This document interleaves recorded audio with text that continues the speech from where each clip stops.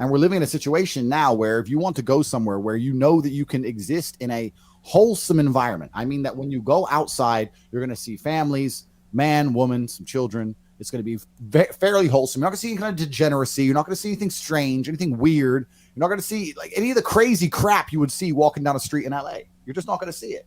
And Dubai tries very, very hard to prevent degeneracy while also allowing people from all around the world to come live in safety and work hard and make a good life for themselves. And they've done it all under the guise of Islam. I have so much respect for that. Women, everyone's married. Every woman obeys her husband. Every single woman has 4, 5, 6 kids.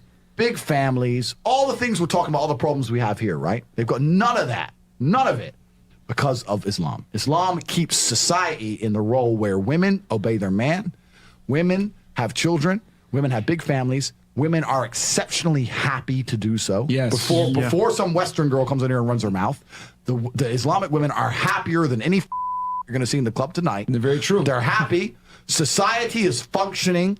Their population is growing because in most Western countries, the population is declining. Yep. Tim Cass was talking about it today. I was talking. We were 2 people have 1 kid. Doesn't work. Doesn't work, right? 2 people need to have 3.1 kids because people die, right? People die prematurely, blah, blah, blah, blah. Yeah. So we have population problems in the West. We have none of the population problems. Society is functioning. And that's what society is. Society starts at the smallest possible group. You have families, and families make a street, and that street makes a village, and that village makes a town, that town makes a city, and that city makes a country. That's a beautiful example that you just gave, where we seem like people are going away from this. You gave this example how there's like a hierarchy. You have the husband running the house, then the wife, and there's some structure there, and people are having children. We see a lot of people walking dogs over here. Yeah, well, I mean, nothing against dogs. I'm not saying, but you seem like people have are taking more pets than children nowadays. Yeah, absolutely. And there's a bunch of reasons for that. And it's basically because I think both genders, especially in the West, have forgotten their roles as a whole. Like I understand why most men are not waking up thinking, you know what, I want to have a bunch of kids with a woman. The legal system's out to destroy you. Most of the women aren't going to behave themselves or comply in any kind of manner.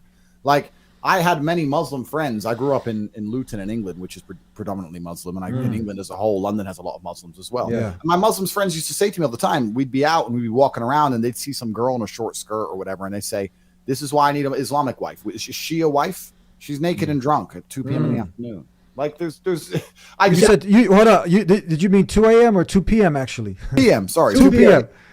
2 p.m. in the afternoon. Wow. Just drunk and just, run around acting crazy. And there's a degree of, I mean, hey, I think if you were to ask any man if he'd want an Islamic wife, a wife who complies, who's not going to cheat, who behaves herself, who dresses modestly, maybe not even completely, full burqa, but dresses modestly, behaves appropriately, shows respect. That whole podcast was about how to try and make females basically act the way they've acted for the longest period of human history up until modern times where they've completely forgotten. And I said, well, Islam fixes it because they don't have any of these problems, right? We now live in a world in the West where we've thrown religion away and we've thrown cultural norms away.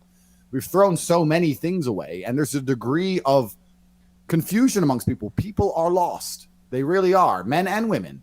I think a lot of the Western women act so degenerate, and they don't do it because they're evil. They're doing it because they're trying to find happiness, and they can't find it, right? And they think, oh, maybe a new man's happiness, maybe drinking alcohol is happiness, maybe taking drugs is happiness. And if you don't ever find a higher purpose, you're just going to degenerate in a spiral downwards, and that's kind of what's happened. And now we're in a situation where in the West, a man can't find a wife worth having.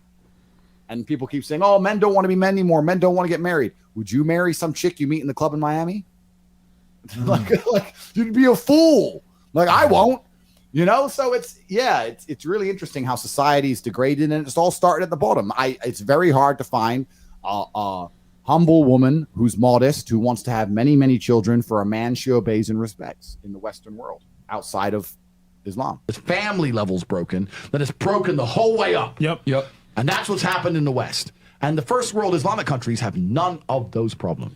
So if you're going to talk about a belief system that fixes issues, you need to go to Islam. And I will say this too.